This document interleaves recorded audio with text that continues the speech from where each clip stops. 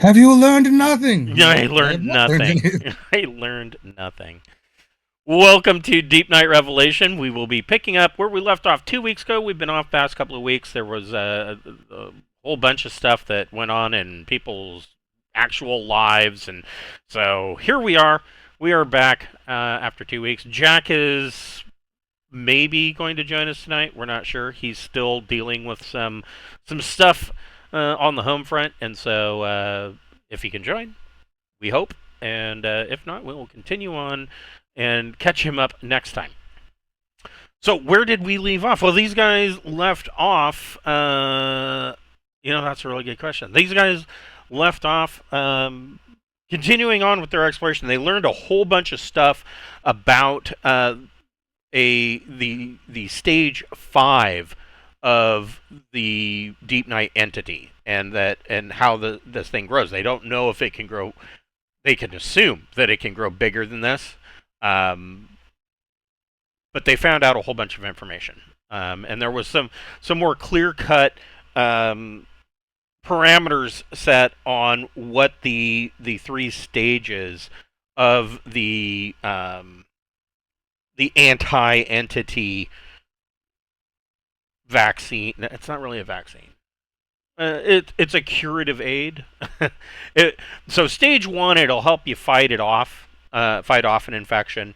Stage 2 is concentrated. You can spray it or shoot it, inject it into the entity, and it will deal damage. And they are investigating a third stage, seeing if they can't make it like a permanent inoculation or like a vaccine or something more powerful, where it is actually a counter agent that if the entity tries to infect you, that it will kill it. But that is where they are left off. They've got stage 2, so they've got the concentrated version, and they are the lab technicians are investigating the possibilities of a third stage. So they learned a whole bunch, and then they continued on their way.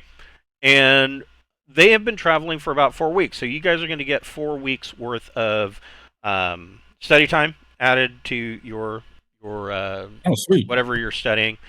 Because space is a big empty place, and they didn't run into much. But what they do know is the direction that they are traveling, more or less the direction that they have to travel. They believe is in a direct line through wherever the biologicals may have come from. Whether you want to call it their homeworld, or maybe the cradle of wherever it is that they were birthed, what have you.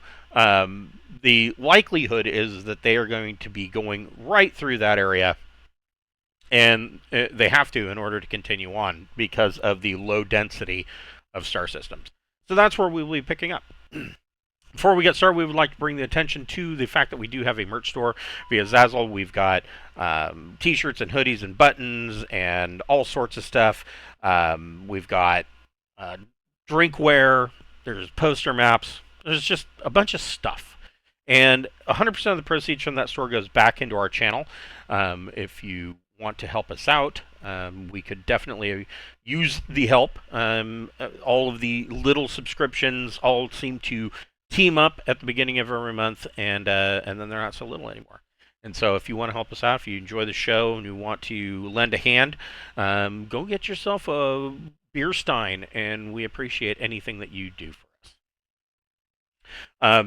If you enjoyed the Braunhaven campaign, or are playing the Braunhaven campaign at home, the new books, 2 of them, are out now. The Braunhaven Player's Guide is the one-stop shop for everything for the campaign setting, the 2nd edition. It has a whole bunch of new information, as well as all of the information from the first campaign.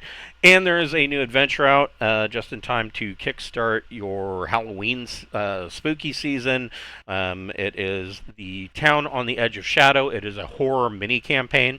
Probably anywhere from, I don't know, 3 to 6 sessions will get you through it. So if you're playing weekly, that'll obviously go a lot faster than if you're only playing monthly, like myself. But it's variable. It could actually go from 3 to 4 sessions. It really just depends on how much exploration you want to do. There is a big hex map for exploring, and all sorts of horror goodness is involved there. So both of those books right now, the PDF format is on sale on Draytsirv RPG at 50% off through Sunday. And so go grab those and get your horror season kickstarted. The hardcover premium color format book for the Braunhaven Player's Guide is in the mail and should be reaching me any day now. So as soon as I get that and can approve it, that will be going up for sale. I know that I've been told there are people that are waiting for the print on demand. So it's coming. It will be here hopefully any day. So I'm as excited for it as you are. All right, so 4 weeks goes by. You guys can add 4 weeks to your study periods, whatever you're studying. Yeah, that gives me a roll. All right. On vac suit. Sure, go ahead and make a vac suit plus education check. Nice.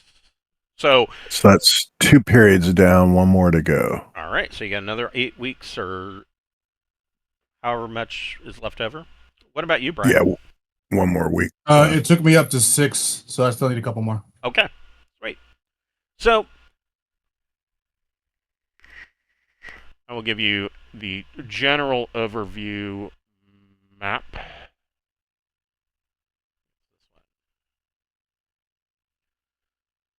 So you came from up here. Each one of these squares is an entire sector. So there's, what, 12 subsectors in a sector, I want to say? No, 16. And so each one of these is full of 16 subsectors. You've made it this far, down into LSD transition rimward. You're heading towards point VS-X as your next waypoint. And if I remember, VS-X is nothing more than a astrographical, easily defined point. So it could be a quasar or something that you can look up in the night sky and say, oh, there's VS-X. If you don't see VS-X, you have a problem. And so that is the next waypoint before continuing on. And really from that point out, you are at the edge of the Great Rift, meaning that you are very close to Terminus Point, because essentially the Great Rift goes all the way down to Rimward and is essentially, you have 2 spiral arms of the galaxy that come up, and that rift in between those spiral arms is the Great Rift. And so you will be at VS-X, you will be making the decision on how to move forward from there. But let's see. So mission scientists have been kind of, since the big ordeal with the Great Bioship and some of the other things that you've run into as far as the biologicals go, the captain and the science team have been kind of putting that as a priority, kind of looking ahead, trying to see, this is the route we have to go. How likely is it are we going to run into these guys? And the likelihood is fairly high. They are calling it the, how do they state, probable point of biological origin is pretty much in a straight line, and about 30 parsecs out from that region, they start to pick up radio signals. Now, one of the things about the biologicals is that that biologicals don't themselves, they don't seem to use radio signals. They don't, not that you've heard. Like when you ran into the great bioship, there was no. I mean, you guys. If I remember correctly, you hailed it, and there was no response, and it doesn't send out any radio waves. I mean, the best that you could do to track it was basically to track the EM signature off the drives and power plants that it had already stolen from the Resolute. So they don't use radio signals. And so at 30 parsecs out, they start to receive these faint radio signals. But of course, at 30 parsecs, that's still a bit too far for the signal to really have much clarity. And just off the top of my head, so that's about 108 light years out. A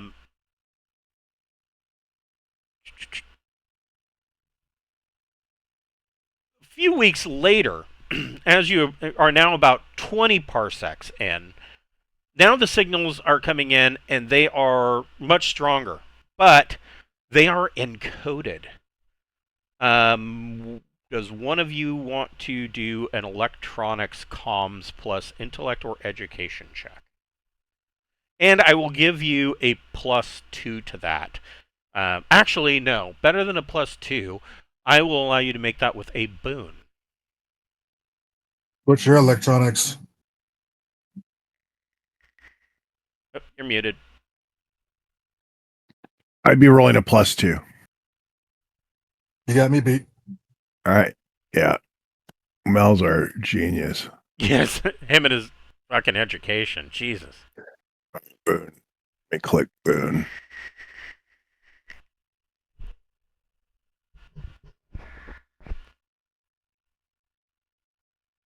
No +2. Cancel.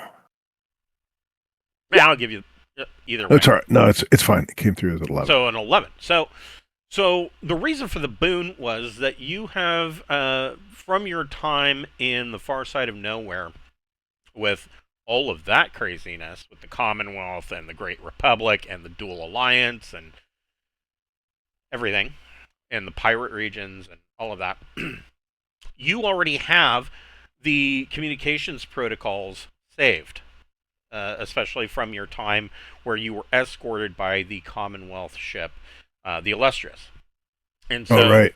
So that allows you to decode these signals. And they are, a lot of it is,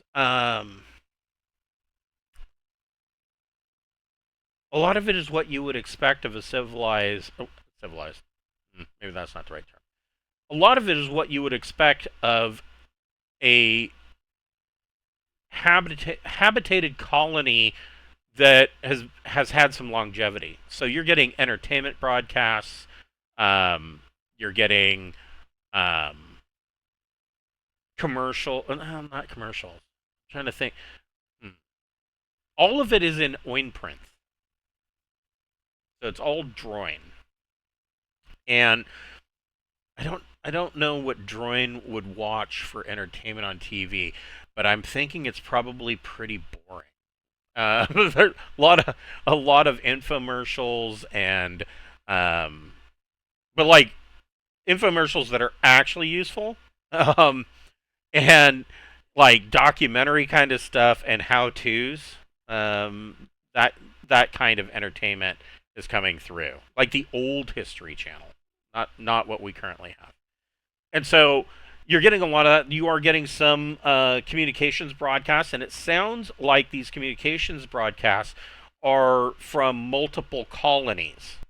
So wherever they're at, they are spread out. They are coming from a single point of origin, so there are multiple colonies on one world.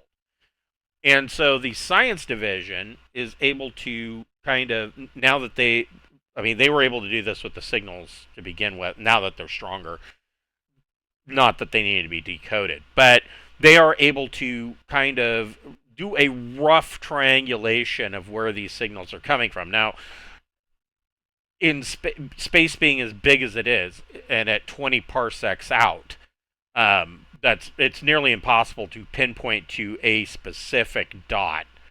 But they have it pinpointed to a specific region, and so this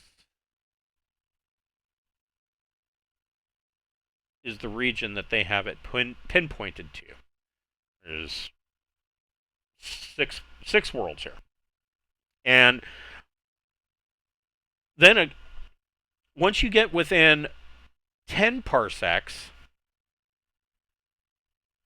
suddenly those when you get within 7 parsecs of this region, the signals suddenly stop. And so what that can defer to you is that something cataclysmic happened to those colonies.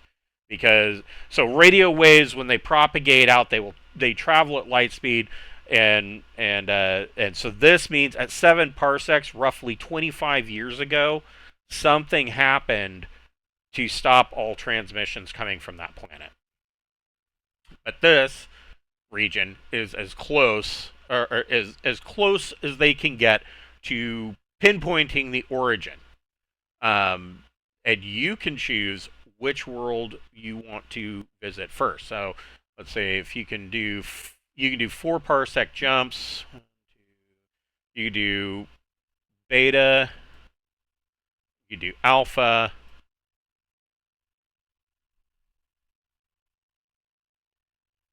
You can do gamma. I kind of like doing alpha first. Okay. I have no preference, so I'm down. Okay. It's not part of the cluster, so they may talk shit about the other 4. That's a good reason. We're in charge. Everybody from PPBO Alpha has an excess of testosterone, but really little chins for some reason. They all have to grow beards to hide their weakling chin. And so this is PBBO Alpha. It is an F3 main sequence star. And this small gas giant seems awfully large, but my bad. So there are a number of gas giants here, 2 to be exact. There's an ice world all the way out here.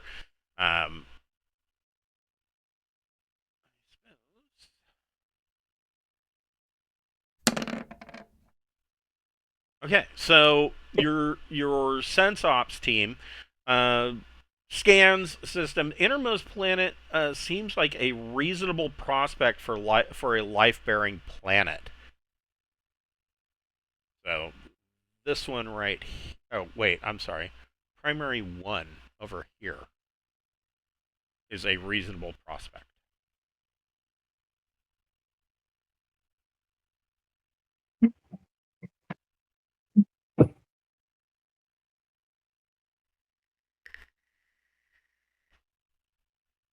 Hey, we fuel up and head over.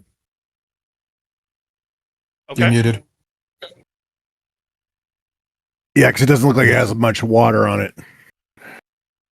Yeah, so let's see. What do we know about it? It looked like a planet. Right. 5A2, it is about 8,000 kilometers in diameter, surface gravity of around 0.45 Gs. Exotic atmosphere. Requires an air supply. Pressure varies. So it could be really dense down low, it could be really thin up high, and it could be any mix in between at sea level. Only has 16 to 25% water. There are a few small seas. And beyond that, everything is nada. So, Brian, you can go ahead and make a piloting spacecraft plus dex check. I will do this piloting thing you want of me. I'm a pilot.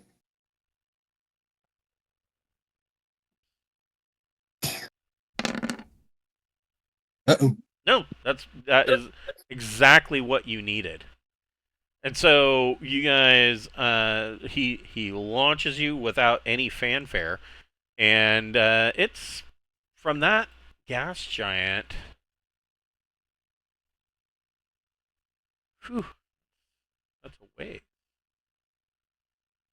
You're probably looking about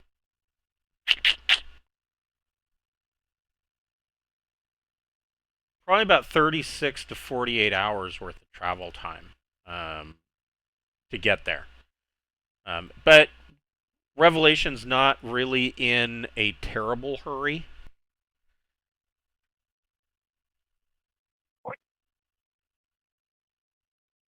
And so, close to 2 days goes by.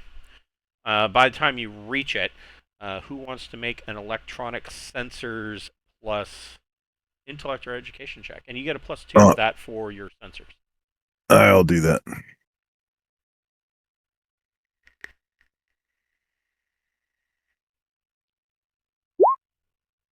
Oof, I rolled really poorly. Well, that's still a success. So That is snake eyes. Yeah. Yeah, but you got a +5 with the +2. Yeah. So even Snake Eyes is going to save you. So from afar, this world looks like it would have been a good prospect as a life-bearing planet. Possibly, the science team looking through their telescope from afar thought, "Hey, this could be the biological homeworld." However, as you approach, it becomes apparent that the world is just too hot for this to be likely. There is a small amount of surface water, but it seems to be concentrated into deep basins close to the poles. And the readings that you're getting on your sensors say that it is exceptionally salty, and that there's a high amount of evaporation at the poles, leaving huge salt flats on the beach. The planet's magnetic field is also very weak. And so the atmosphere is slowly being stripped away by that F3 star that's sitting there. And it's basically just being stripped off by the stellar rays. And what's left is this thin envelope of fairly unbreathable and relatively heavy gases such as carbon dioxide just kind of hang in the air. The life that you're detecting on the planet, not that you have life scanners or sensors, but at this range with your ship sensors in orbit, you can detect that it's very limited. There is some plant life on the world,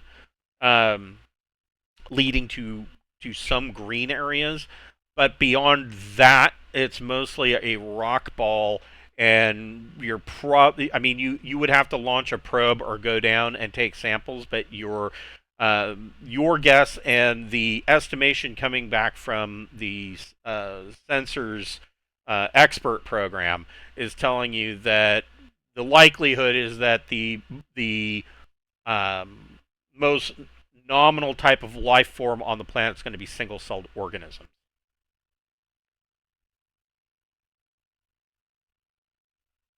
And that's about. Ain't the one. I don't think this is the planet.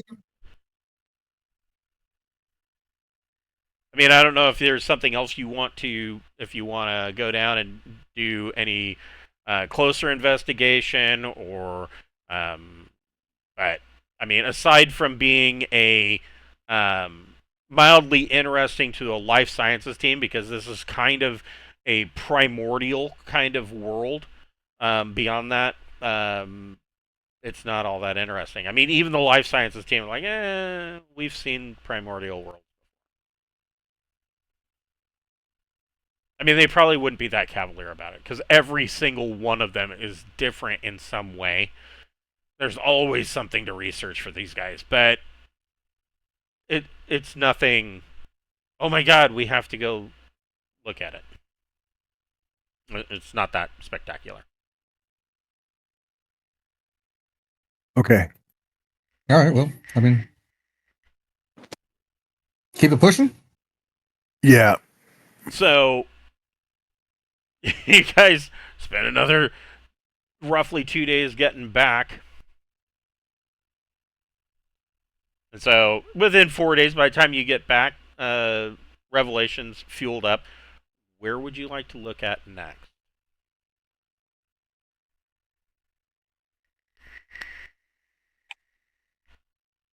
Want to hit Delta since it's a distance? What is that red circle in that black in the red square? You don't know. Oh, I don't like that. I don't like not knowing. I want to Yeah. know. Yeah, let's Those are things that Chris should have edited out of the map and forgot. let's head to Oh, yeah. Delta. Okay. Delta it is because I don't know what it is. I'm gonna All play right. with ignorance.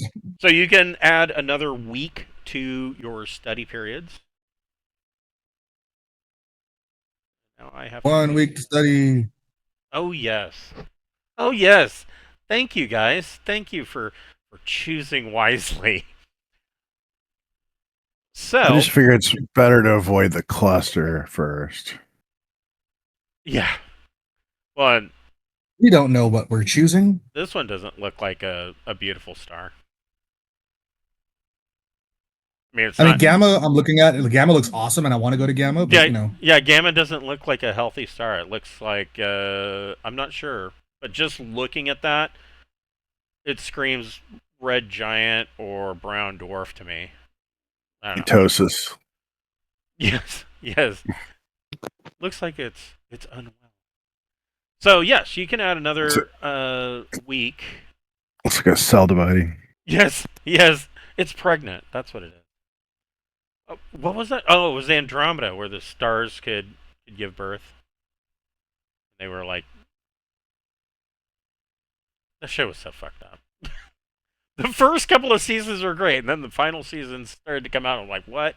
Did they? Am I watching the same show? What is this? I mean, so many shows start off with like a great concept. They're like, all right, wait, they want us to keep going. They don't have anything else. Well, Right. You better make up something because money. Right. So you come in, and of course, long range telemetry. Deepnight Revelation sets course for the inner most gas giant, which is a small gas giant. This time the size is correct. And man,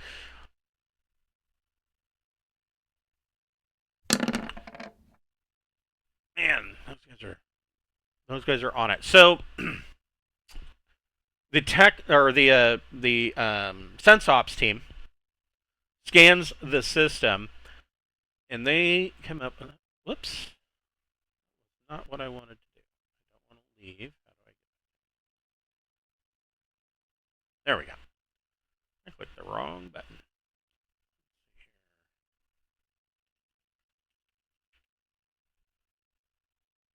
This is the system data that comes back. So primary one, big chunk of rock that's orbiting. You guys are currently in the atmosphere, upper atmosphere of small gas giant 2, or will be soon. Planet 3 is an Earth-like world, temperate. Even from this distance, you can see that the planet is covered in abundant green life. Whether from this distance, you can't tell if it's if that life is rock covered with algae or what, but it's green, and you can, even from this distance, you can see that there are large oceans. It is the most promising world in this system. This one, 1, 2, 3, 4, 5, 6, 7. Primary 7, oddly enough, is almost identical. Oh, wait. No. X3AA. So it's about, this one here is about the size of Mercury or Ganymede, about 4,800 kilometers, 0.25 Gs. It has an exotic atmosphere, and it is nearly 96 to 100% a water world. All right, we can refill. Right. I really kind of wish they would have rephrased that, not water world, because if it's got an exotic atmosphere, my guess would be that it would have like ammonia seas or something like that. But I mean, not necessarily, but um, I mean, you could say close to the same thing with like Venus, but I wouldn't. I mean, if you could, I wouldn't recommend diving into the liquids of Venus. And that's if you could survive. Where's your sense of adventure? Yeah, I don't need this 3 hour outer layers of skin. Who needs all this flesh?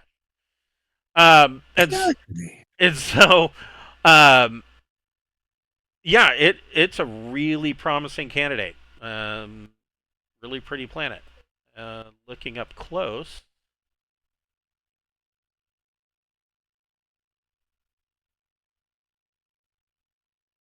Your long range sensors kind of zoom in, and your telescopes bring up this image of the world.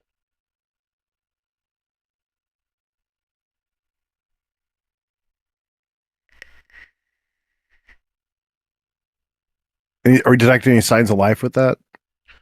I mean, other than the looks like an oxygenated environment. Yeah, which it's implies got plants at the very least. Yeah, it's got big oceans. 667. Did you need a scan or no?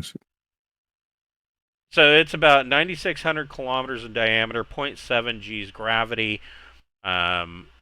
Standard Earth-like atmosphere of 0.71 to 1.49 for pressure. No vac suit, filter, or respirator or air supply is required. And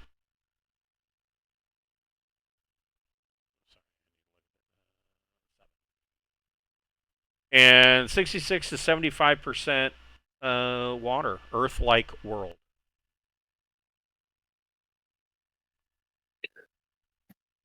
Well, we haven't just sat down and restocked in a while. Maybe this would be a good place to do so. Yeah? You guys want to go investigate? Let's do it. All right. Mr. Brian, you can make another piloting plus dex check. Sure. Pilot, go be a pilot. Whatever. Wait, did we get a week before going from that other planet to this planet, or was it still in system, so not a week? You made a jump, so yeah, there was another week that was added to your study. Oh. Okay, cool. Then I do have after my pilot check, I have a whatchamacallit. Yeah. What were you studying? Vac suit.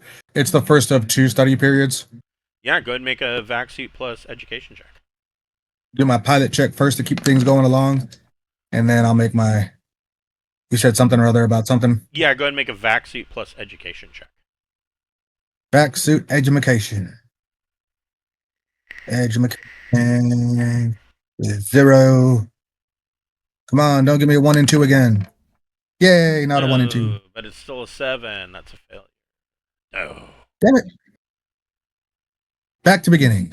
But, and I forget the name of it. Do you remember the name of the expert program that was for training? So there is there's the personal helper. Maybe that's it. Yeah. A personal assistant. Is this to say that I didn't get that I am not back to 0? You might have got it. Let's see. Personal trainer. Personal trainer. That's the name of it. 71. Personal trainer. And I think a computer can sometimes help. It's a us with modified stuff. digital friend package. Personal trainer is intended to aid the education of a traveler. It grants DM+1 to all checks made to gain or improve skills during post-career education. So with a +1 from the personal trainer, that would be an 8. And so Yay! you would succeed. Yay! 1 period down. And I would think that personal trainers would be available throughout the ship. I mean, it's TL11, and this is a TL15 ship. I don't know why, especially on a mission like this. I can't imagine that every single stateroom would be equipped with a personal trainer. Oh, I dig it. somebody's going to be watching this. Oh man, the referees be really nice and giving it. Well, I mean, just logically, I can't imagine a scientific cruise, not having a personal trainer in every stateroom would be ludicrous. And so yes, you make that, and you launch and put yourselves in orbit over this world. So when you are leaving, are you taking anybody with you? David Anderreich, the space wizard, is interested in going. Are you taking any additional science crews, anything, security, whatever, what have you? Yeah, I think it's a good idea to take basic scientists that are to analyze the planet itself. So Okay. geologists, botanists, that kind of thing. Sure. David Andright, and then if anybody else really wants to go, sure. Okay. So you get a geologist and a botanist. And then probably do like volunteers for bodyguards / lab assistants for the scientists. Right. Yeah. So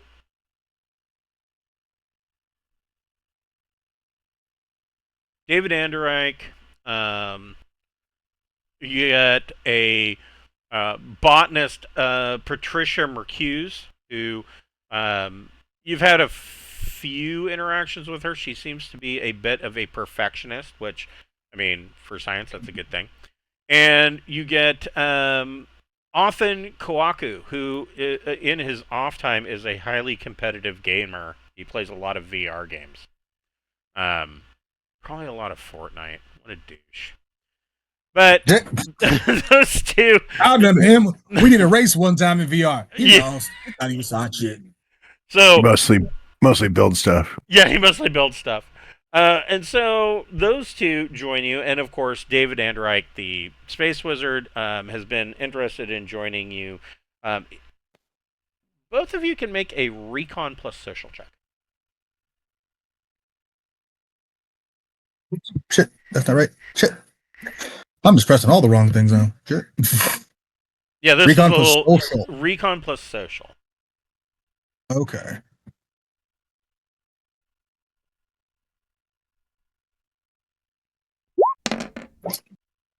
Fuck. Yeah, you didn't pick up on it. I'm rolling like shit. Yeah, might need to change the color of your dice. So, Sarda, you pick up that David's demeanor, and this has been going on for, this has been going on since you discovered the spheres on the last set of worlds, where there was all of those droid memory spheres that were set up. That right. The last sphere was just blank. It was just empty. Since about that time, he's been volunteering more for missions, and he seems more on edge than he has been since you met him. He seems, almost in the past, he's always seemed almost to the point of being flippant. Kind of the kind of attitude of whatever happens kind of thing, And now he seems pointed. Like he has a goal in mind, or he's looking for something. He may not even know what that something is, but he is focused, I guess is the best word. And he seems a lot more serious. He hasn't been spending a lot of time in the hot tub, you know. How about me? More love for Pappy. Thank God there's mandated birth control, or else half the ship would be baby pappies. Well, The I'll funny thing go. is, I'm not even Pappy's not even like really good socially. He's just, a specimen of a man. True, and he's a pilot, so you know, Pilot automatically gets him a little bit of love. automatic, yeah. I'll go talk to David. Okay. So you how are you approaching the subject? I mean, Well, first of all, I'll basically it's approach him in the sense that he wants to be part of the away team, and so just sort of go up and ask, "Do you need anything for the away trip? Is there anything in particular you might be looking for or interested in? Anything I can do to help?"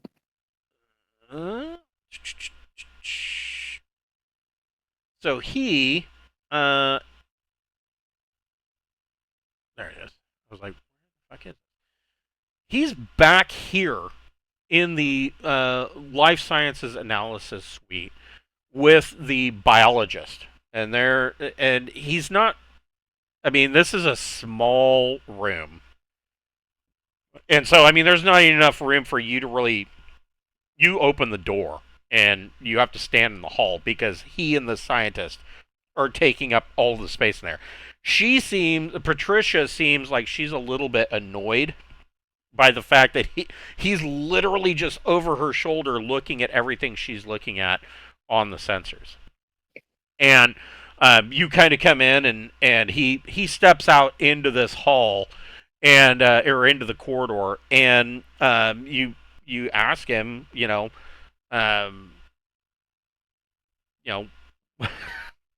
what were you asking him? I was going to ask if you needed any special preparations before going to the surface. So, but now after seeing that, I'm like, can I help you with anything with the sensors? I mean, I'm happy to look at anything you're interested in looking at. he tells you, he says that, and this is very odd coming from him. He tells you that he has an unsettling feeling, and he says that he feels like he's had recurring dreams, and he tells you that he says it's very unsettling, and I have not felt this directionless since my youth, when I first started as a young man, first started looking into the intricacies of sorcery. And he genuinely seems a little on edge about this. Like he's not sure what the next moment is going to bring. This is completely unlike him. Is it general dread, or does it feel focused, or he can't really put a finger on it, but he tells you that he feels like there's something coming that he has to be present for and be a part of. Okay. Like he can't really explain it much more than that. It's just that he knows that whenever this event is going to happen, he needs to be there for it. Well, I hope you come to me, because I will do everything in my power to make sure to get you there. Well, I know we've had people in the past with compulsions try to pursue those on their own, and it's been horrible. So when and if you need to leave, let us know, and we can see about helping you out. He says, "Oh, thank you," and he grabs your hand with both hands and he shakes and he says, "You don't know how good it feels to be able to talk to somebody about this. I I've been at a loss. I don't know that there would be anybody else that would really truly understand what I'm trying to describe." Well, within my culture, my ability to see into the minds of others and to see things at great distances is something that you can be killed for. Um, so I have an understanding of what it's like to be constantly living with dread. When you kind of say that to him, kind of under your breath, he turns around and he shuts the door to the life analysis lab, and he goes, and he pats you on the shoulder. He goes, "It's okay, son. I understand. I've known for a while about your abilities." Yeah. He says, "But you're going to want to keep those to yourselves. I don't think the rest of the crew would be very amenable to learning that you're capable of that kind of thing." Right. I'm just saying that I understand what you're referring to. Uh, that dread. And so he says, "Well, I'm going to go back in here and continue work on taking a closer look at this planet before we get down to it." He says, "From what I'm seeing so far, it looks like it's highly covered in vegetation. We may have some difficulty landing, but you can let Pappy take the reins on that." Okay, I'll let him know. So you come back up, and Pappy, you can make a Recon plus intellect check. Recon intellect. Okay. Color. Same luck. Okay, well, he wasn't lying. What you are seeing down below, there is a lot of water, and I will show you. Find it again. There. So this is an overview pretty much of the planet. There is one large, I mean, you can't even really call it a continent. It is a large island, and then there's a series of island chains, and all of this, it is all covered in vegetation. Trying to find a clear location is nigh impossible. Let me put you on the map so we know where the ship is. How's about that?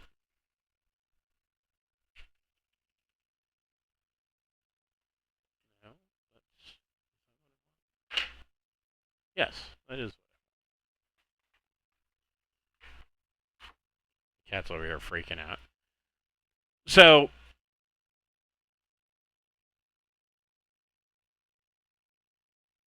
yeah, here is Destinex. I will give you.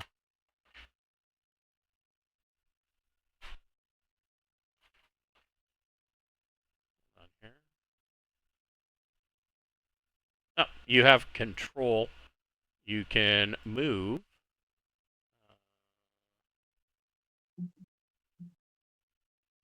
I forget what the thrust rating is. I know it's something insane. I'm just trying to come in and land, right? Yeah, Deepnight Scout has thrust of 4. You are coming in, so you're fairly high altitude. All right. Well, you want to land on the beach or you want to land a little further in?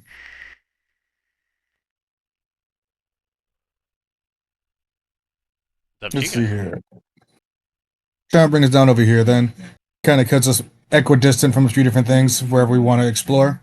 So I'll go with like a thrust 4. Okay, so you can go ahead and are you descending or? Steadily, but like not like suddenly, just like a steady descent path down that way. Okay, so you are coming in kind of low. Sarda, you can make a electronic sensors plus intellect check. You get a +2 to that. Sure.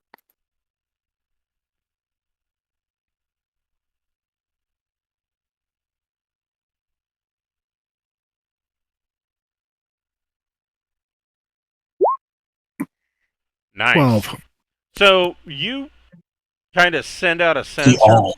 sensor ping, and this whole large continent is there are sections of thick forest, and then the rest of it is all jungle vegetation. However, you are picking up metallic masses here, here, here, here, here, and here.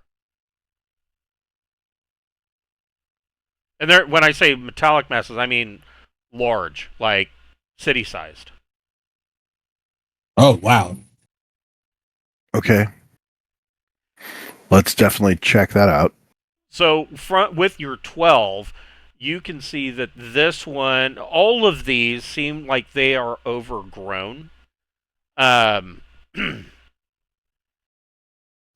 All of them seem like they were overgrown with vegetation, but this one seems like it is the largest, and it is also the most likely available location for some kind of scouting that will allow you possibly a location to land.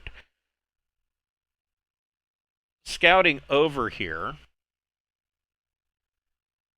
Brian, you can make another piloting plus dex check. Where did you say that mass was? Did you tell me where that mass is? Did you pass that information on? Yeah, I definitely would pass that on. Okay, so where was that mass at? Wasn't it here? Or was it? Okay. So then, am I right? oh, it's right next to us. Oh, okay. Okay, then I do like a full ass like Bootleg. do a little air slide and then be like, all right, bring us into a nice controlled stop here with a nice cool tail whip on it. You're muted now, I think. Somehow. You are correct. Go ahead and make a piloting plus dex check.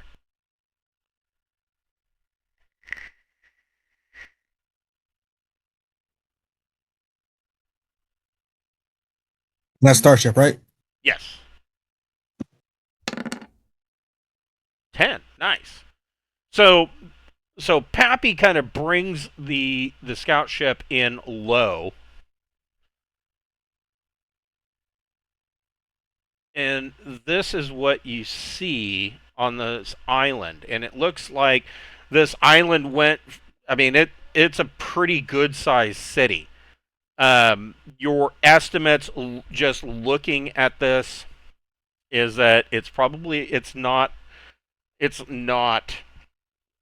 ancient technology. It looks like it's probably around tech level 10. But they have, things like raised roadways.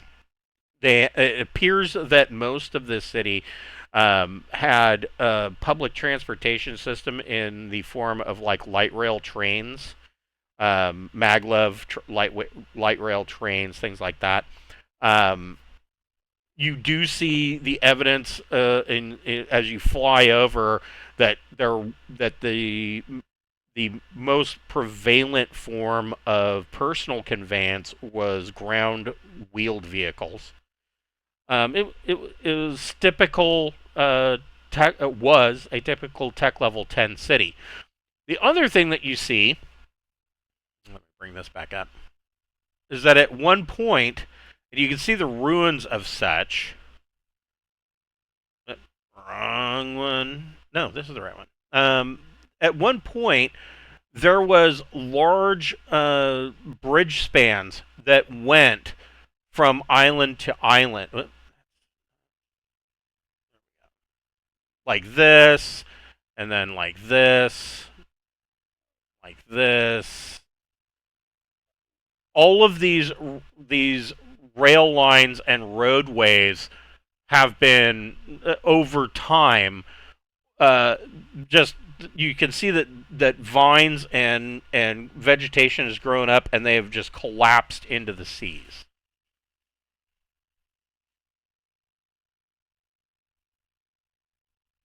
So that's what you're looking at. You can also see that it appears that towards the edge of the city, along the beach, they had large, what looked like industrial plants. There were docks. There were these large factories that were along the seaboard, that were all a part of this docks district of whatever this city was. Now, like I said, it looks exactly like this. Most of the city is just overgrown with vegetation. Both of you can make Recon plus intellect checks.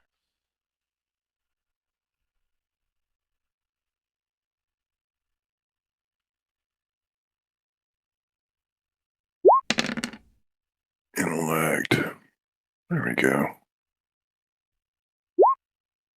Oof. Nope.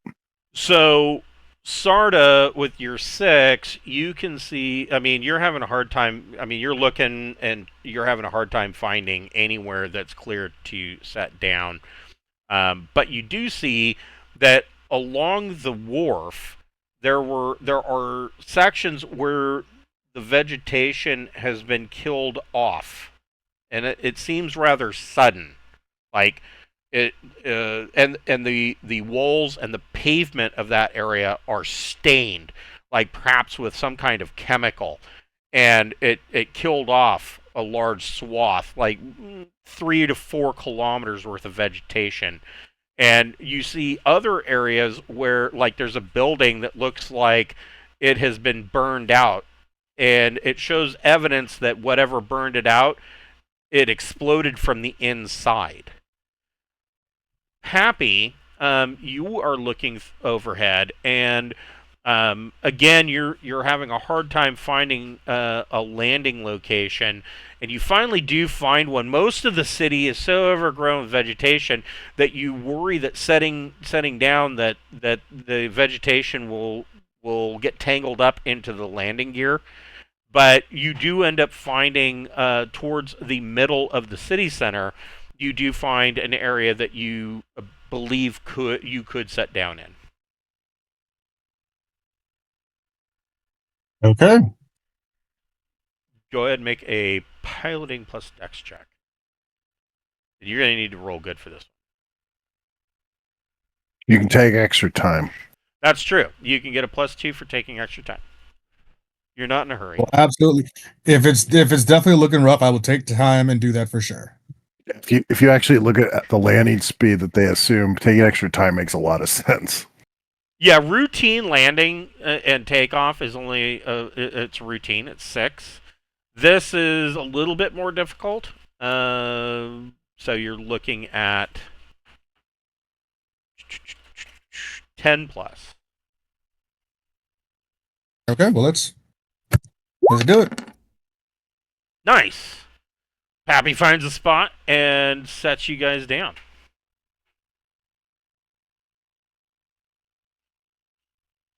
And so you are kind of in the middle of this overgrown city. I'll allow both of you to make another Recon plus intellect check.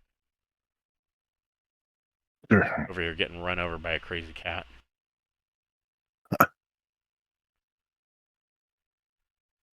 Something about this place. A little weird. There's a lot about this place that's a little weird. Oh, yeah. So both of you, looking around, I mean, obviously the city, it seems like it was overgrown rather rapidly. Even the damage that you're seeing to the buildings, just the aging to the buildings, and where the vegetation has caused the buildings to collapse in some cases, you're still not seeing that these buildings are exceptionally old. You're guessing that they're maybe. You're seeing aging that looks roughly something that happened in the last couple of decades. So maybe 20, 25, maybe 30 years. Some of the other sites that you flew over looked like they were much older.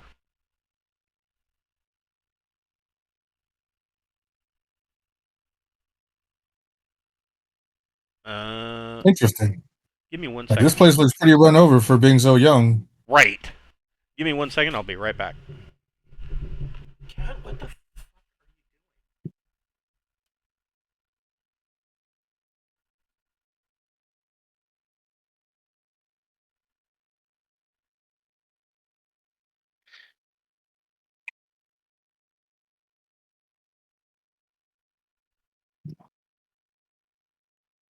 Yeah, it's pretty overrun, but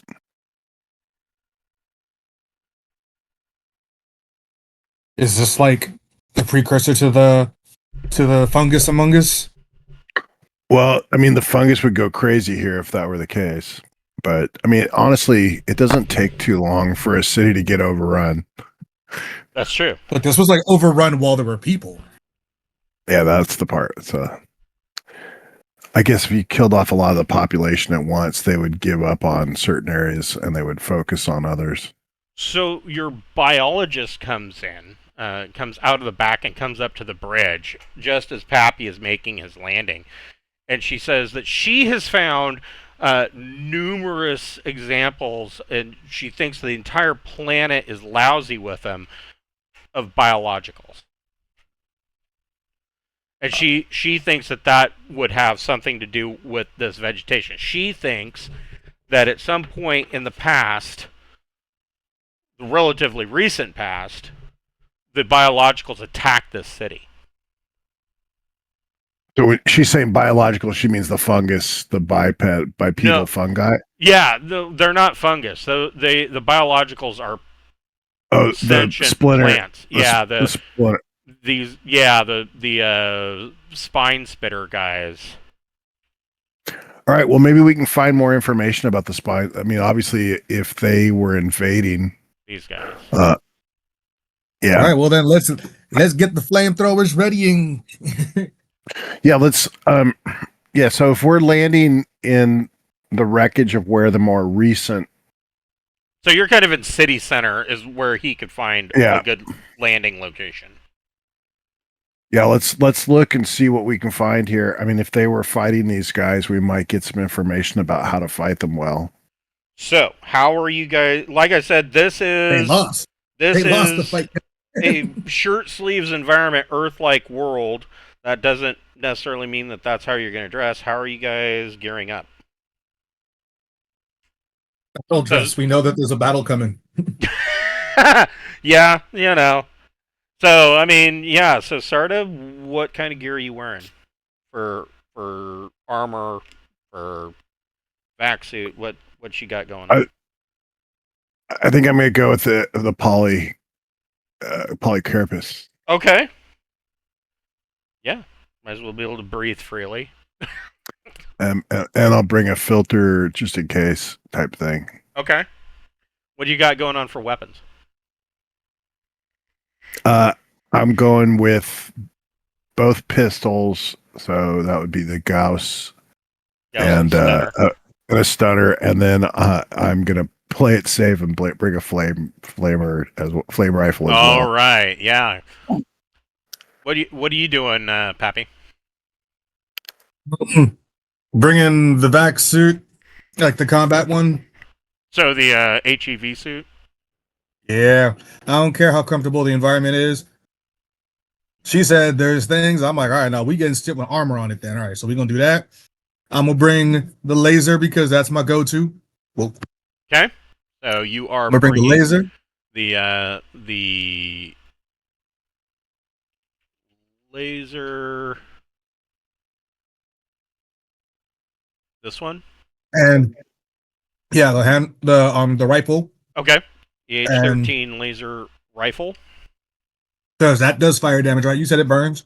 Oh yeah, lasers burn, Good enough for me then. and it's got a scope and it's 0G, but not that this one is. And I mean, nothing saying I can't have the hand one on my hip. You certainly could have the ES-13 in a holster. So yep, that's what I'm doing. Okay. I'm slotting survival 2 and medic 2 in my chip. Oh, in your okay. Medic 2 and survival 2, good ideas. So, stepping out, the other thing that you notice is that they're coming into the city center, just kind of off center of city center. You notice that there was what appears to have been a starport, and they had the capability. I mean, Pappy, you've seen these 100 times in your career. That there was a starship construction terminal, and there was a cradle, and it looks like they were building at some point. There was about possibly a 300-ton vessel that was under construction. It has since been overgrown with vegetation and has fallen out of the cradle, and one side is laying on the ground, crunched. You see that there are two. I'm intrigued that the biologics didn't take it over. Right, and like I said, it's a 300. It looks like it's about 300 displacement tons. You see two other ships of what appears to be the same class, about 300 displacement tons, that are sitting on the tarmac, and they, of course, have been sitting here out in the open in the weather for 20 to 25 years, not cared for, overgrown with vegetation. I wouldn't really trust them to take them up into zero atmosphere. But from just your eyeball assessment, seeing these, you feel like, well, I mean, yeah, they're technically junkers right now, but you could take them back to, or you could find a way to get them back to Revelation, and they could be serviceable after a couple coats of primer and some paint and plenty of Bondo, and you could fix these up and they could be flyable again. Brondo's got what plants need. You what? I said Brondo's got what plants need. That's right. Plants clear. That's right. Sorry, when you said Bondo with all this plant talk, I was like, too close. Yes. Brondo has, Brondo has electrolytes. It's got electrolytes. That's what plants need. God, that movie was great. I didn't know that it was a documentary on the future, but whatever. All right, so getting it. These are big ships, like, because we would have to get them up there. They're 300 tons. Or roughly. So they're about 100 tons bigger than the Deepnight Scout that you're flying. Yeah, so, like, how would we get them up to Deepnight? I mean, it can be done. You've done something similar before, and it would be a long-term situation. Like it would take a couple of weeks, because you're talking about building 0G gantries to get them, or anti-grav gantries to get them up to atmospheric level, where you could then snare them with cargo nets and tow them with, like, for instance, either a couple of pinnaces or even a scout. You would have to tow them back to Revelation in order to get them into a docking bay and then begin any work on them. Just looking around this place, this whole city is nothing but salvage. There's a bunch of tech level 10 salvage sitting here. By that logic, I think, like, rather than taking stuff back up, it might be worth it to kind of plan to bring another ship or two down and kind of pick the best parts out that we can, as opposed to trying to just take it up. Right. clear another landing place or two, and plan to do some quick snatch and grab stuff because there are biologics around, and we're not trying to get caught with our pants down here. Right. I mean, you got a really good landing roll. Where are you guys? Where do you want to investigate first? I mean, you're in a city. Hey, you're sailors in a new city. Where you want to go? I would think the biggest advantage they have for us would be rare earth minerals and stuff like that they've accumulated. So whether it be computer server farms or I'm thinking of it in terms of like loot that we could actually use really on the ship. Right. And it seems like I would think they probably have had to use rare earth minerals and stuff like that. Some of the more unique things like that would be in computers and things like that. So looking for spare parts, valuable minerals that we can use on our ship, that type of thing. Okay. So you guys are kind of meandering through the city. You see the first thing that you notice off the bat is that all of these buildings, I mean, yes, it's a tech level 10 level, but it shows immediate telltale signs that this city was droid. And the reason why I say that is that nothing that the droid build, they don't like the edges on squares. Everything's rounded, and like you come into an area that appears to at one time have been some kind of market, and it's just completely overgrown. The other buildings that you see like skyscraper type buildings, and you can see where the vegetation has grown up and actually pierced the walls and spread out to crack open the building so that more vines or smaller vines can creep in. You've seen this behavior from the biologicals before. The more that you see this, it's obvious to you that this city was kind of under attack. You start to come to a building that you believe might have something computer-like in it, and both of you can make a recon plus intellect check.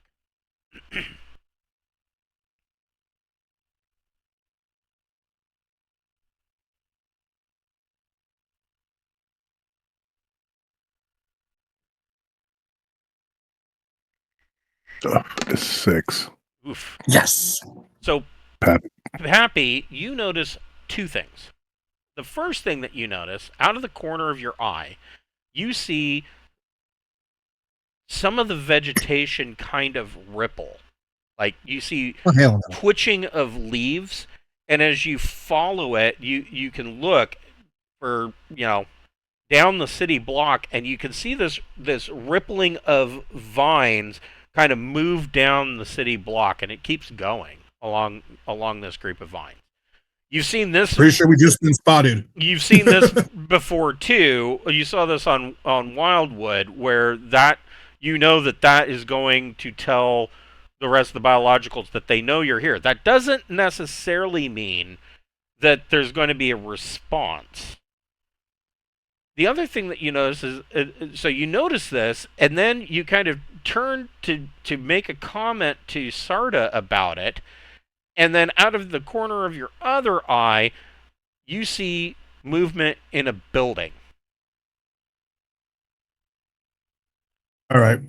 I tell Sarda, we got movement in multiple ways. One is them letting them know that we're here, so they're going to be reinforcements probably. And there's something in that building that's different from that movement. Let's head to the building, see what it is. Okay, so you kind of move into what appears to be some kind of administration building. Big lobby. In your opinion, looking at this, it looks like it's all drawing architecture. It looks like they were mimicking that of humans. So they would really have no use for this, but they were kind of just mimicking the blueprints that they had. And so you come into this, and out from behind a desk, you see a droid step out. And he looks rough. Like he's wearing like makeshift rusty armor. It looks like he's got a football pad on one side. And he is armed with what looks like a homemade flamethrower. And he holds up a fist, and then from behind other desks, you see more droid step up. And he kind of moves his hand, and you see that from the back of the building, you see another droid step out, and he has like a scepter that he's holding, and he steps out, and he kind of steps up to you and starts speaking in Oinprince. I don't know if we know that one. Well, you would have your translator, and I mean, so the thing about Oinprince, and nobody has an answer for this, but the language has not changed in 300,000 years. It hasn't deviated one word or syllable since the time of the ancients. It's the universal language. Kind of, yeah. I may have to learn that one. So your translator unit from your watches starts spitting out, and he introduces himself. He is of the leader caste. His name is Eskroy, or Eskakroy, and he kind of moves his hand and motions that he is the spokesman for the group. And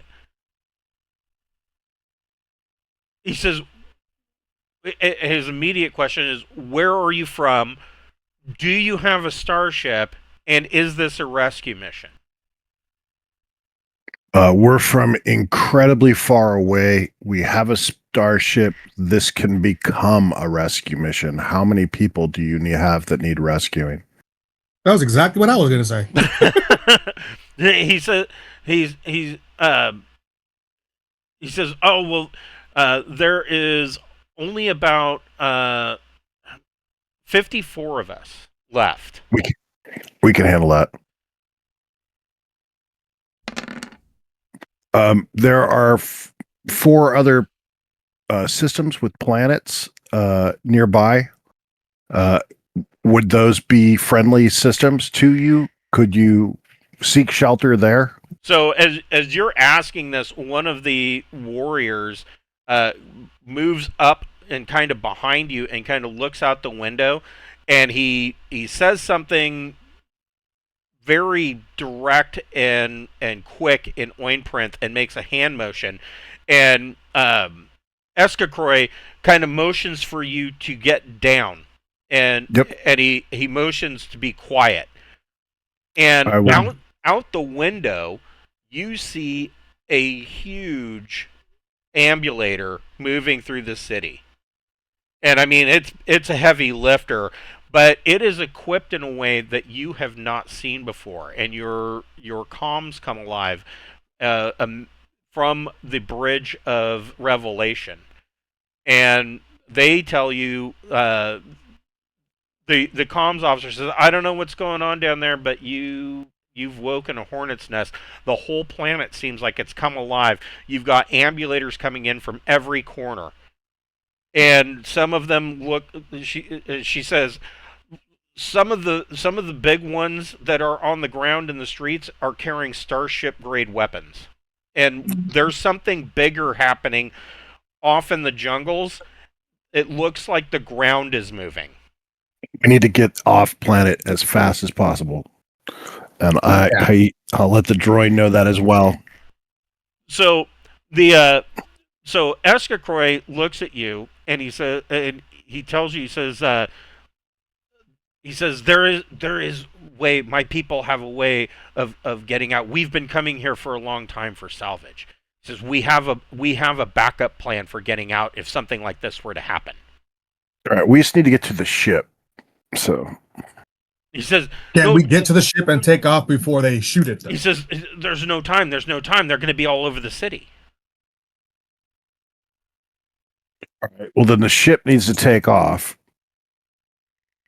Yeah, put So that that mess in autopilot. It can come back. So that it's safe. So you didn't say that you brought the two scientists with you. You could tell them to take off. I mean,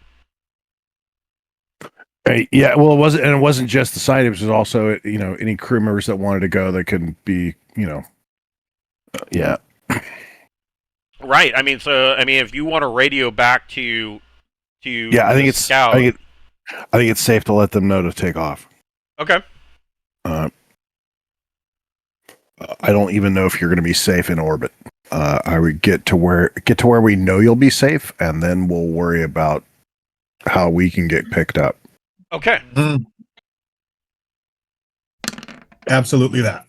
Get off planet. Oh boy. Oh. Yeah. So you radio back and tell them to get the hell out of here, and they hop to. That's the last you hear from them. Don't you crash my damn ship. And the only other person that came with you, of course, was David Anderreich. He insisted on coming with you. Yep. And Eskakroy tells you, he says,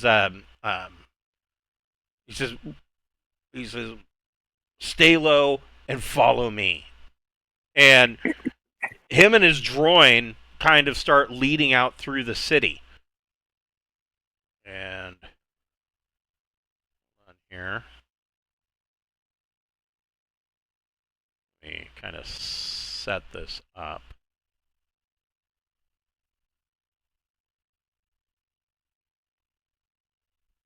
I wasn't quite sure how I was going to use this. Need someone to say the line, I have a bad feeling about this. Right?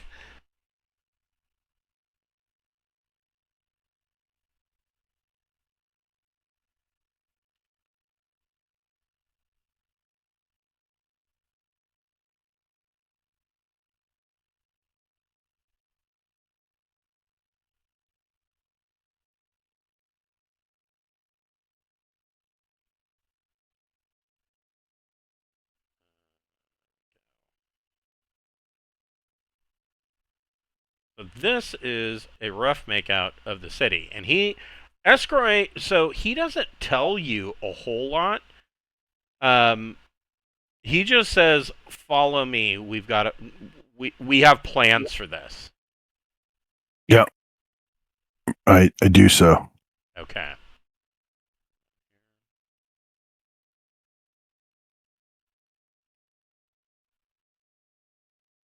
Without even question, I'm like, all right, we with it. Let's go. I'm not going to question the survivors of something like this on where to go.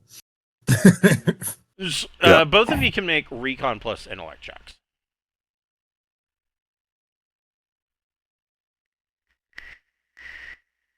Come on, Pappy. Don't let me down. Nice. So Sarda, you are kind of, your thoughts are interrupted, and both of you see this. In the distance, you see the scout ship take off, and it's kind of shaky. It's kind of leaning to one side, and it starts to take off. And then you see a whole bunch of vines kind of wrap up around the ship and squeeze and pull it back down to the ground, and you see an explosion. Oh, shit. Glad we didn't choose that route. And Pappy, you see that there are incoming biologicals here and up here, and they all seem, at first you're like, holy shit, we're surrounded. But then you start looking at it, it's more of a coincidence that you're surrounded. I mean, it's just them coming in the most natural route through the city streets from the surrounding foliage. You don't see that they have any kind of tactical awareness about them. And you can see that the Droin warriors are more than aware of this situation. Like the ambulators don't seem to have any strategic thought process.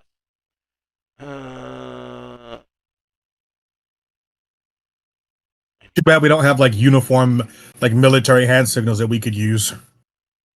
I'm sure that you do, although the Droin probably wouldn't know what they are. Yeah, that's what I'm saying. Like, too bad we can't communicate with the drone that way. Right.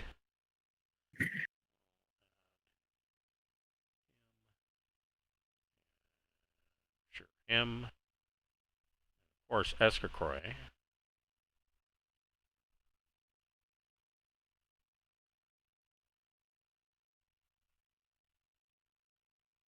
The other thing that you notice, Pappy, is that every once in a while you can feel there's some kind of vibration moving through the ground. Something big. Feels like it's a ways off, but every once in a while you can feel the ground kind of vibrate. I would like to signal to one of the nearest join and kind of be like, shaky ground. What's that about? To see if they have like if it's something like a shut the fuck up, or if it's like a bad news. So the Droin technician that you look at, he kind of looks around and he kind of motions to Escroy, and Escroy kind of seems like he's annoyed that you would talk to anybody other than him because he's the leader, and he just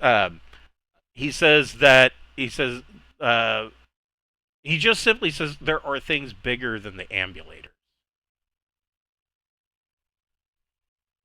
I don't like that answer. Remember what I was doing? The digger below. Yes. Okay. What I get for landing where I landed. Should have cleared the landing area first. Well, I mean, it's the whole planet. True That story. makes it hard. Yeah, when the whole planet's pissed off, I mean, what are you gonna do?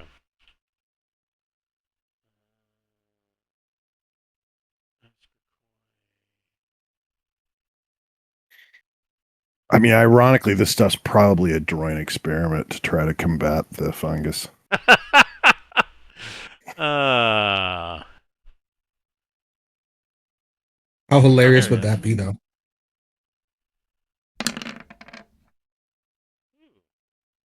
The big net on Escrow. Why'd y'all do this? Is y'all doing?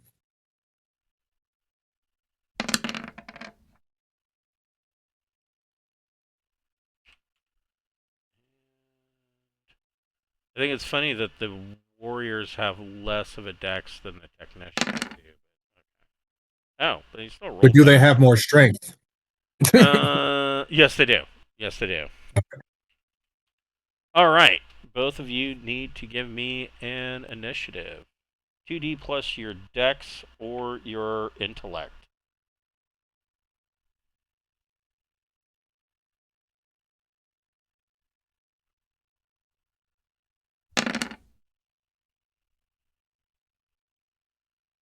Oof, that's rough.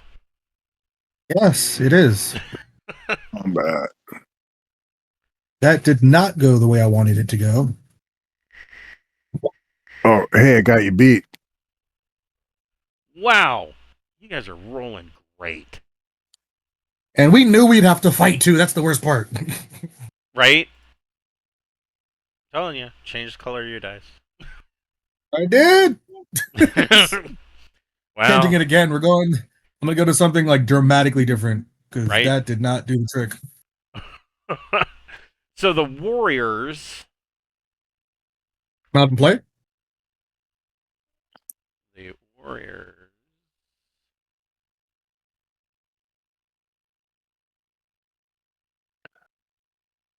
I'm probably not going to even be able to use the flame rifle.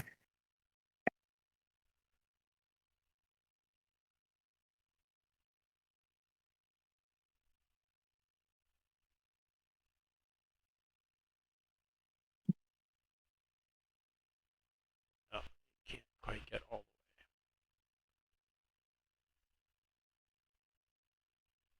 Actually, no.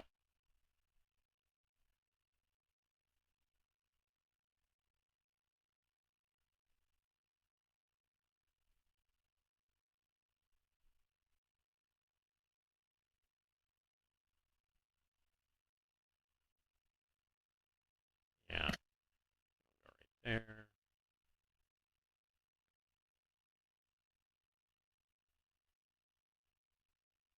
Go right there. They do they have? They have. Oh yeah, yeah. They're gonna do that. Let's see.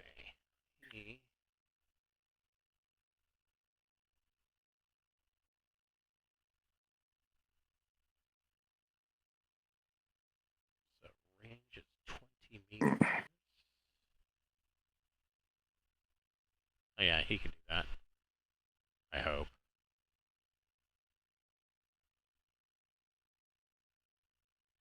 Oof, maybe not. No, evidently not. So you guys out the window, you see this guy throw a what looks like a pipe bomb made of garbage. And it lands somewhere over here and explodes and lights the area on fire.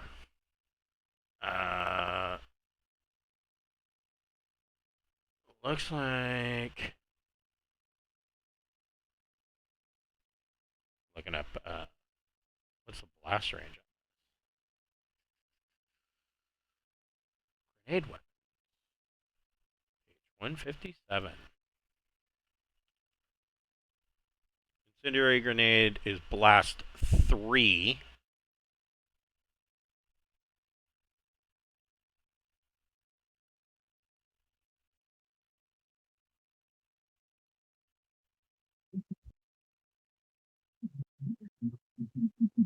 So this entire area over here is just lit up on fire. This guy, sure, why not? He can't do worse, right? Hey, you know what? I think he actually did it.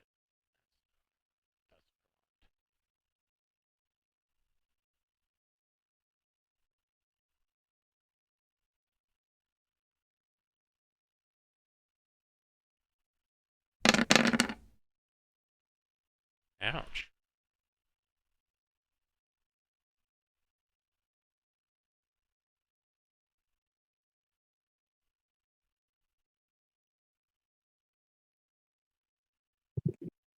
Nice. Ew. So, This guy, this guy flammable. eats shit. They are throwing makeshift incendiary grenades. Yeah, why don't we have in grenades? Why don't we have that? None of us had the skill in it. Yeah, it's basically a dex check or athletics dex. Athletics dex is definitely better in order to huck a grenade. All right, well, I got athletics next time I'm bringing grenades, damn it. There you go. Yeah. I mean, I thought you needed explosives. oh no. That's for doing things fancy like setting plastique or detonate, Gotcha. whatever. Escarcoy leads you guys, and it is obvious to you that he is heading for the entrance to this building. Biological heavy lifter. This is gonna be rough.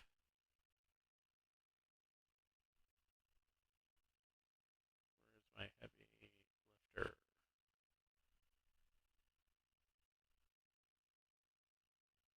Okay, so these are heavy combat ambulators. They're basically a heavy lifter with metallic blades grafted onto some of its appendages and equipped with a bone spitter cannon. It's the size of a small truck with 4 to 8 main ambulatory limbs and 2 to 4 combat limbs.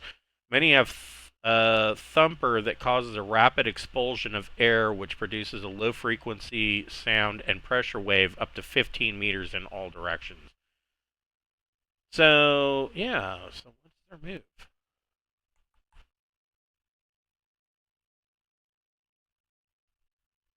I guess they can move. They're pretty nimble. They can move 6.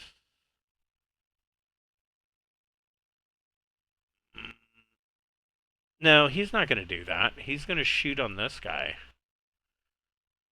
He will be at a -2.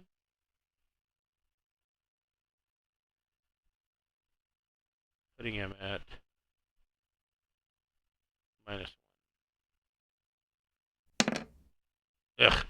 So he misses. And this thing blows out a big boom, and you see that there are these 1 foot long spines that come out of this cannon and stick into this building. Like through the concrete of the building. They just impale this building. Down here. What you're saying is don't get hit by that. He's not going to be dumb. He's going to be there.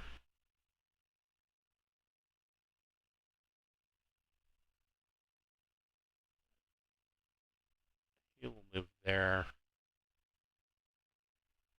Emulators. Do that.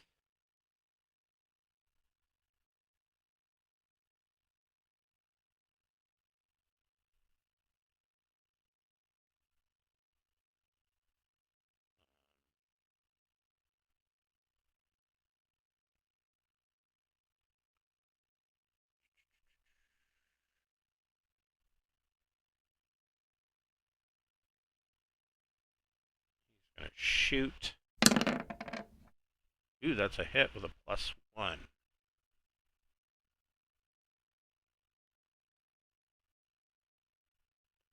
2D +1 damage. 6. Hold on. I need to. So, warrior, he has exactly fuck all for armor. So, all right.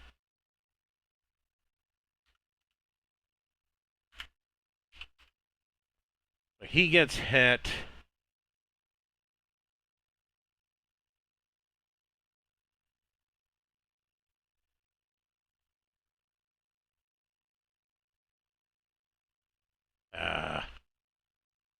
He doesn't do anything because he's not in range.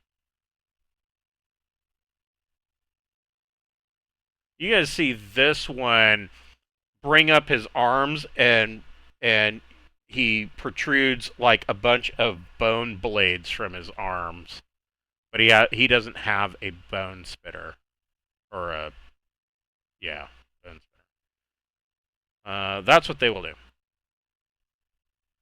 Terrain technicians are.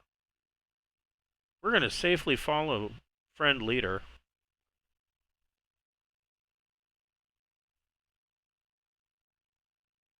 Pappy, what are you doing? Alrighty. I'm in a building right now, right? Yes. And you see these guys are running out, and they are obviously running to the entrance, this northern entrance up here, to whatever this building is. You can make a recon. Both of you can make a recon plus intellect check.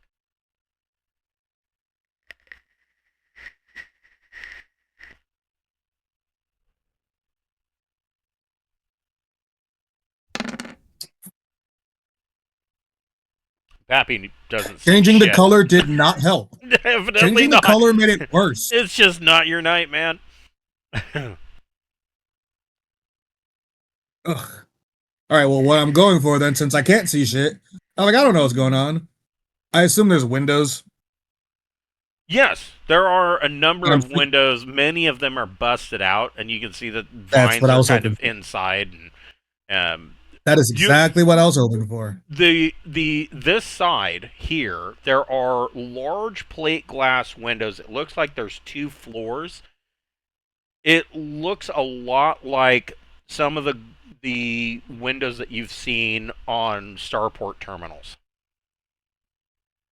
Okay. Well, seeing as I gotta get there, but I also gotta not die before I get there, I'm gonna. What's my movement? With a minor action, you can move 6 meters. So I always have to figure this out. 4 hexes. Is shooting a minor action? Shooting is a major action, so you can do a major action and a minor action. So you can move 6 meters or 4 hexes and shoot, Oh, or you can do 3 minor actions. So you could move 12 meters and hide, or you could do 12 meters and aim, or what have you. But but if I shoot, I can't move.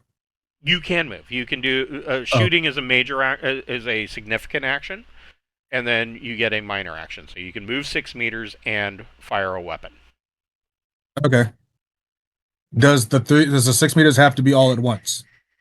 No, I would let you. Okay. I would let you divvy it up. Okay.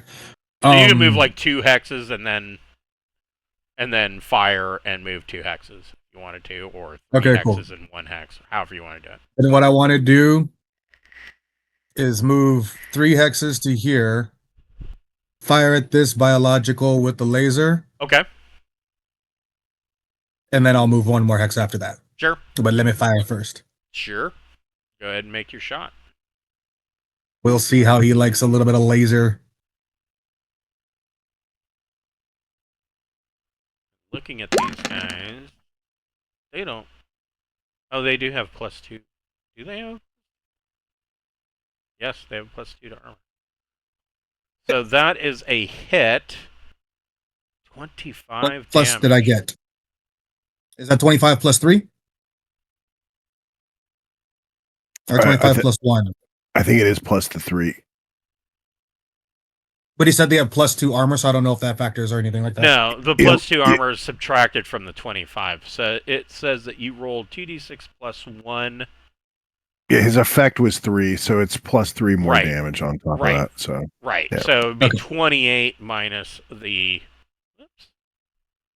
28 2. minus the 2, I think is going to flat Probably do bucket 26. straight up. 26. Right.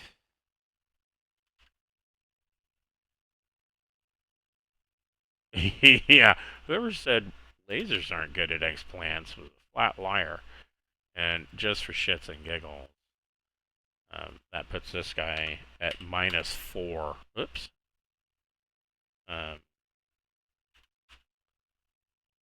-4 on his strength. This guy, you light him up, you hit him in the chest, and he catches fire and falls to the ground in a crumple. Like, you guys always laugh when I pick the laser. Now, did you want to And then, finish your move? Yeah, I'm going to do 1 hex, like, this way to kind of, I want to get, like, good line of sight on him through the window and then move back into the building and hopefully move towards, like, an exit on this side. Okay. Because I don't want to come out this side. Sarda, what are you doing? I'm fixing to fire my flame rifle in between the big one and the small one in front of him. So you're using the flame rifle out of Central Supply Catalog, correct? Correct. Which has a blast 3. I think they're almost identical, but there was something about that flame rifle that was better. It was the range. Flamethrower. Actually, the range is only 10. That's not great. Yeah, let me take a look here. Standard. Long arm.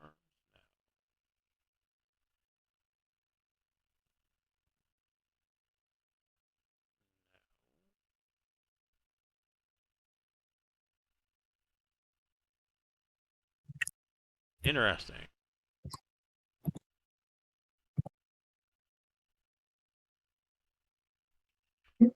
Oh shoot, I gotta go soon. There we go. Flame rifle. Yeah, we'll be done here in just. Let's see. Is this one better for range? 40 meters. And maybe you do want to use this one. You can use this one with slug. I don't care. It's not burst. That was the difference. This one's burst 3. It'll do. Use the stats for this and just give it burst 3 as well.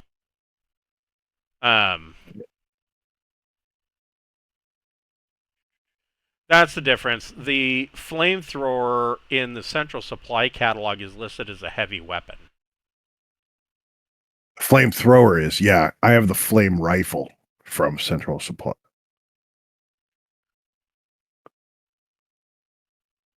Not finding a flame Let me pull it up here. rifle. Oh, no, here it is. Page 151.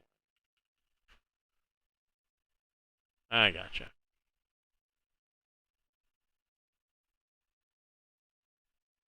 And so I believe the difference was burst 3 versus range. Yeah, so yeah, it's got flame rifle has blast 3, which this one has as well. This one's considered bulky. The flame rifle in central supply is not. Yeah, the Instill Arms has a range of 40. This one has a range of 10. They both do 4D damage. The flame rifle in central supply catalog is a little bit heavier by 2 kilograms. Magazine of 10. Blast 3 fire. So, I don't know. Like I said, I think this one would be better. Oh, this one's tech level 12. That's why it had better range. Gotcha. All right. Well, I'm firing it. Go for it. Go for it. 40 meters. Yeah, you've got range. I'm at 16 meters at the moment. So who are you shooting? I'd like to drop it right there. Okay. So it hits both of them. Sure. Where is losing? Where the hell's my character sheet now? Okay. All this crap popped on my screen.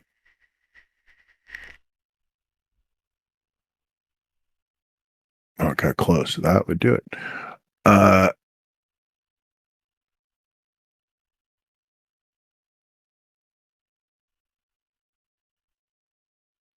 It's a miss, but it's still a blast 3. So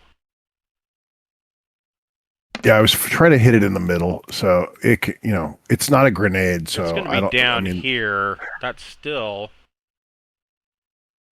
copy this. Chance of hitting the 1.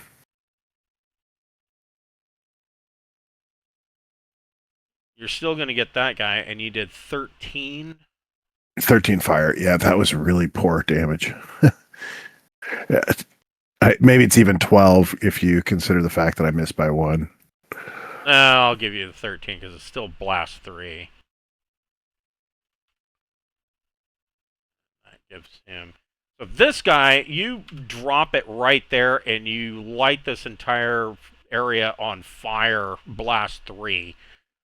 And he's on fire. He's still walking around though, on fire, still going.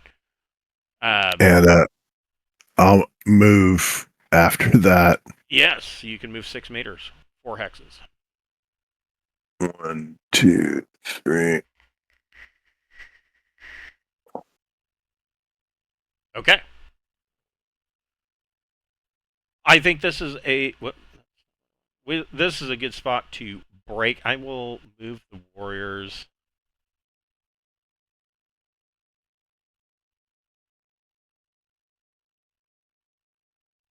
Kind of get us into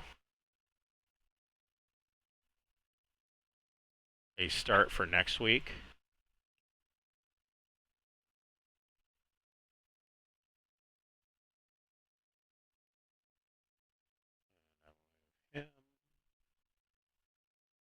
Find him.